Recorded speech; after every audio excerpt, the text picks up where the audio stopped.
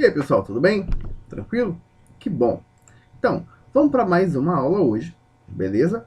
Hoje a gente vai falar de ecologia e de algumas coisas associadas a essa área. Primeiro, o que é ecologia? Ecologia é o estudo do ambiente. O nome em grego, né, ecologia, significaria estudo da casa, né? Ou do ambiente em que a gente vive, o local onde a gente mora, né? A natureza, indiretamente, é a nossa casa, ok? E beleza. Milhões de coisas acontecem no ambiente, né? E uma das mais comuns que a gente vê quando a gente está, por exemplo, assistindo um documentário sobre reino animal, sobre selvas ou sobre as savanas africanas, é animais se alimentando, né? A gente vê tranquilamente isso. E isso gera um tipo de estudo que a gente chama de cadeia alimentar. O que é isso? Cadeia alimentar é um estudo, mais ou menos, de quem vira comida de quem. Por exemplo, vamos botar na nossa alimentação um prato de arroz, feijão, salada e bife, né? O arroz, o feijão, a salada são vegetais, né? Então a gente consome eles diretamente. Agora, se for pensar no bife lá, o bife de boi, por exemplo, né? Você vai ter lá a grama, que virou alimento do boi, que virou alimento da gente. A gente tem uma cadeia alimentar de 3 níveis, né? Grama, boi, a gente. No caso do arroz e feijão, a gente tem uma cadeia alimentar de 2 níveis tróficos, né? O vegetal e a gente. Então, cadeias alimentares vão ser divididas em níveis diferentes. Uma coisa importante é que elas sempre começam com um ser vivo produtor. Uma planta, uma alga, um fitoplâncton, se for na água também, pode ser, tá? E aqui tem um esquema rapidinho de como seria isso. A gente tem uma planta que vira comida de um grilo, que vira comida de um pássaro, que vira comida de uma serpente. Ok? É isso. E a gente vai ter o animal que é produtor, né? Produz o próprio alimento, um autótrofo, e todos os outros são consumidores. E aí vai ter o consumidor primário, consumidor secundário, consumidor terciário, e por aí vai. Não costuma ter muito mais que um consumidor quaternário, né? Que é o quarto consumidor. E outra coisa importante é, lembrando, primeiro nível trófico, segundo, terceiro e quarto níveis tróficos. Primeiro nível trófico é um produtor. Segundo nível trófico é o consumidor primário. Terceiro nível trófico é o consumidor secundário. Quarto nível trófico é o consumidor terciário. Tá bom? Mas o que tem mais além disso? É só isso? Não. A gente também tem os seres decompositores. São fungos e bactérias, né? Os decompositores agem sobre todos os outros organismos da cadeia alimentar. Ok, beleza, mas o que eles vão fazer? Qual é a função deles? Né? Os decompositores têm a função bem indicada pelo nome. Né? Eles decompõem substâncias orgânicas. Ou seja, eles vão fazer com que aqueles animais ou aquelas plantas que foram decompostas se tornem o quê? Matéria-prima para mais plantas e continuar fazendo a cadeia alimentar. Ou seja, eles vão transformar os animais mortos em nutrientes que vão retornar para a natureza. Tudo bem? É isso, tá? Agora, uma coisa importante também da gente ver é que na natureza nem tudo acontece organizadinho, assim, igual a gente gostaria, não é mesmo? Pois é. Então, na natureza é difícil a gente observar cadeias alimentares simples e diretas assim. A gente normalmente observa teias alimentares. Olha só isso. Uma árvore frutífera. No fruto se alimentam larvas que viram comida para passarinho, que vira comida para o gavião. Ou o passarinho vira comida para a cobra e a cobra para o gavião. Ou essa árvore produz fruto que pode, e as folhas também, né, podem ser alimento para lagartas, que vão gerar borboleta, que é a comida pelo sapo, que é a comida pela cobra. Ou a fruta vai virar comida para o macaco, que vai virar comida para a cobra, e por aí vai. Entendeu? Então, na natureza, a gente tem essa relação de teia alimentar. Agora, por que é importante a gente entender que essas coisas elas não são muito longas, essas cadeias, essas teias, não passam a ter muitos níveis assim, um atrás do outro? Porque existe uma certa transferência de energia. A gente come para ter energia, para o nosso corpo funcionar adequadamente, fazer todas as funções. O que acontece? Os produtores sempre é a galera que tem mais energia. Vou botar um raiozinho aqui, ó. Tem 4 raiozinhos de energia. Uma unidade que a gente está inventando aqui. O gafanhoto, quando se alimentar da planta, só vai absorver 3 raiozinhos de energia. Um raiozinho se perde, ou na forma de calor, ou como desgaste de energia. E o pássaro, quando se alimentar do gafanhoto, absorve só 2 raiozinhos de energia. Um desses raiozinhos também se perde por diversos fatores. Quando a cobra se alimentar do pássaro, ela só absorve um dos 2 raiozinhos que o pássaro tinha, ou seja, ela absorve menos energia ainda. Por isso que não é muito comum a gente observar cadeias alimentares muito longas, porque os organismos que estão mais para o final, eles precisam comer cada vez mais para ter a energia mínima para eles funcionarem. Tanto que, se vocês forem ver, na nossa alimentação, a gente se alimenta no máximo de consumidores primários. A gente se alimenta dos produtores e dos consumidores primários, que é boi, o frango, o porco, né? Animais que agem como herbívoros normalmente, né? Comendo plantas, se alimentando de produtores. Tudo bem? Gente, então, cadeia alimentar, teia alimentar, transferência de energia é isso, tá? Agora a gente vai entrar numa coisa muito importante também, que são as relações ecológicas, tá? Relação ecológica é um jeito que organismos ou da mesma espécie ou de espécies diferentes vão se relacionar entre si, tá? Vão interagir um com o outro no ambiente. A gente tem 4 tipos de classificações para isso. Elas são impares, né? Uma é sempre contra a outra. No primeiro par, a gente tem as relações que são interespecíficas e intraespecíficas. Qual é a diferença? Intra é dentro, inter é fora. Relações intraespecíficas são entre organismos da mesma espécie. Tá? Intraespecíficas, dentro da mesma espécie. Interespecíficas, fora da mesma espécie, ou seja, são organismos de espécies diferentes interagindo. Esse é o primeiro par de classificação. O segundo par de classificação é o quê?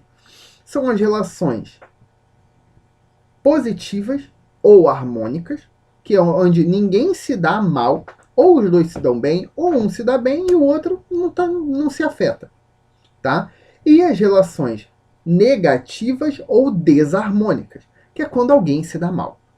Então a gente pode ter relações que vão ser intraespecíficas e harmônicas, interespecíficas e harmônicas, intraespecíficas e desarmônicas, ou interespecíficas e desarmônicas. Tá? A gente combina esses 2 pares de classificações. Beleza? É isso. Então vamos ver uma por uma, de maneira bem rapidinha, que vocês já devem até mesmo ter visto isso antes, muitas vezes, né? Então, vamos lá. Primeiro de tudo, vamos falar das positivas, né, ou harmônicas, intraespecíficas, dentro da mesma espécie. A primeira que a gente vai ver é a sociedade. Sociedade é quando seres da mesma espécie se ajudam, dividem tarefas, todo mundo sai ganhando. Que a gente vê com seres humanos, com as abelhas, com as formigas, com os cupins. Normalmente são até animais que formam colônias, né? O que é interessante notar na sociedade? Sociedade tem divisão de trabalho, mas os organismos, os indivíduos, não dependem um do outro para sobreviver. Eles conseguem sobreviver sozinhos, eles não estão colados ou fisicamente ligados um no outro. Tudo bem? Se eles precisarem se separar, eles vão conseguir tranquilamente. Tá? Beleza. E depois, a gente vai ter também as colônias. Colônias são parecidas com as sociedades. Também são organismos da mesma espécie, eles também se ajudam, todo mundo sempre se dá bem, só que eles estão ligados fisicamente, tá bom? Eles não conseguem se separar. Exemplos disso que a gente pode dar é o exemplo dos corais, né? Aqueles corais, né, no oceano, bonitos, coloridos. Então, os corais, na verdade, não são eles são animais, lembrem disso, né? Mas eles não são um animal só. Cada buraquinho, se vocês olharem o coral de perto, ele tem vários buraquinhos. Cada buraquinho daquele é a boca de um animal que compõe o coral. Eles não conseguem se separar, eles vivem unidos fisicamente. São uma colônia, tá? Caravelas portuguesas também. Se vocês olharem a caravela portuguesa, ela parece muito uma água-viva. Só que a água-viva é um animal só. A caravela portuguesa tem o indivíduo que é responsável por boiar, o outro que é para pegar comida, o outro que é para defesa, né? Olha uma foto de uma caravela portuguesa, é bem interessante. Beleza? Então essas foram as positivas, ou harmônicas, né? Intraespecíficas. E as positivas interespecíficas vão ser o quê? Primeiro, a gente tem o mutualismo. Mutualismo é uma relação mais, ou seja, os dois se dão bem. Beleza? Ok. Agora, exemplos disso, a gente pode ver, antes de dar o exemplo, no mutualismo, pelo menos um dos organismos que está envolvido ali não consegue sobreviver sem a relação de mutualismo. Se o mutualismo for desfeito, um dos dois ou os dois vão morrer por causa disso. Tá? Um exemplo que a gente tem é o exemplo dos líquens. Vocês já devem ter visto aquelas manchas verdes ou amareladas nos troncos de árvores. Então, aquilo são líquens. Aquilo é uma associação entre algas e fungos, onde eles crescem juntos. O fungo fornece umidade para a alga fornece alimento para o fungo. Se separar, os dois morrem. Ou também tem o caso de algumas plantas que têm bactérias na raiz que ajudam ela a absorver nitrogênio do solo e sobreviver melhor. Essas bactérias precisam da planta para viver. A planta até consegue viver sem a bactéria, mas a bactéria depende bastante da planta. Tá? Então, mutualismo. Segundo tipo que a gente vai ver agora, de harmônica interespecífica, é a protocooperação. Protocooperação, dois animais se ajudam, é mais, só que, se não acontecer, os dois sobrevivem de boa. Um exemplo que a gente tem disso são, por exemplo, bois e pássaros que se alimentam de carrapato dos bois. Né? O boi consegue viver sem o pássaro comendo o carrapato dele? Consegue, ele só vai viver com o carrapato. E o carrapato consegue viver sem comer o carrapato do boi? Com certeza, ele vai ter milhões de outras coisas para comer além do carrapato que está no boi. Tá? Mas nem todas as relações são mais, nem todas são boas para os dois. A gente tem, por exemplo, o comensalismo, que é quando ela é mais/0. Ou seja, ela é bom para um, neutro para outro. Para outro não prejudica, não ajuda, não faz a menor diferença. Como é que é o comensalismo, então?